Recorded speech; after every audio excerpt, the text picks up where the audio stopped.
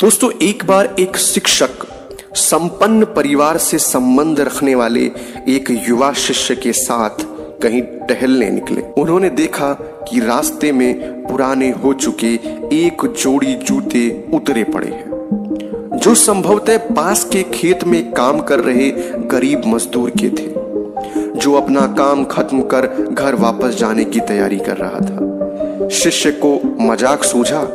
उसने शिक्षक से कहा, गुरुजी, क्यों ना हम ये जूते कहीं छिपा कर झाड़ियों के पीछे छिप जाएं?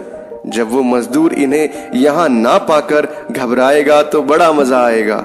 शिक्षक गंभीरता से बोले, किसी गरीब के साथ इस तरह का भद्दा मजाक करना ठीक नहीं है। क्यों ना हम इन जूतों में कुछ सिक्के डाल दें और छिप कर देखें कि इसका मजदूर पर क्या प्रभाव पड़ेगा। शिष्य ने ऐसा ही किया और दोनों पास की झाड़ियों में छिप गए। मजदूर जल्द ही अपना काम खत्म कर जूतों की जगह पर आया। उसने जैसे ही एक पैर जूते में डाले, उसे किसी कठोर चीज होने का आभास हुआ। उसने जल्दी से जूते में हाथ डाले और देखा कि अंदर कुछ सिक्के पड़े थे। उसे बड़ा ही आश्चर्य हुआ और वो सिक्के हाथ में लेकर बड़े गौर से उन्हें पलट पलट कर देखने लगा। फिर उसने इधर उधर देखा, दूर दूर तक कोई नजर नहीं आया, तो उसने सिक्के अपनी जेब में डाल लिए। अब दूसरा जूता पहनने को उठाया, उसमें भी सिक्के पड़े थे।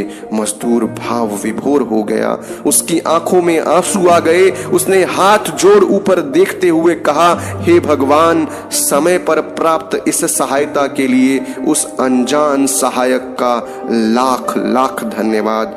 उसकी सहायता और दयालुता के कारण आज मेरी बीमार पत्नी को दवा और भूखे बच्चों को रोटी मिल सकेगी। मजदूर की बातें सुन शिष्य की आंखें भर आईं।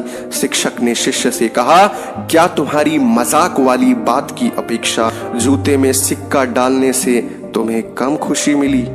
शिष्य बोला, आपने मुझे जो पाठ पढ़ाया है उसे मैं जीवन भर नहीं भूलूंगा। आज मैं उन शब्दों का मतलब समझ गया हूं जिन्हें मैं पहले कभी नहीं समझ पाया था, कि लेने की अपेक्षा देना कहीं अधिक आनंददायी है। देने का आनंद असीम है, देना देवत्व है। दोस्तों, सचमुच जॉय ऑफ गिविंग से बढ़कर और कोई सुख नहीं है। हमें इस कहानी से शिक्षा लेते हुए अपनी अपनी क्षमता के अनुसार जरूर कुछ ना कुछ दान देना चाहिए और जरूरतमंदों की हर संभव सहायता करनी चाहिए। तो दोस्तों, अगर यह कहानी आपके दिल तक पहुंच पाई है तो कहानियों का ढाबा चैनल को सब्सक्राइब कीजिएगा, वीडियो को लाइक कीजिएगा। हम आपके लिए ऐसी ही शानदार कहानियां सदैव लाते रहेंगे। धन्यवाद।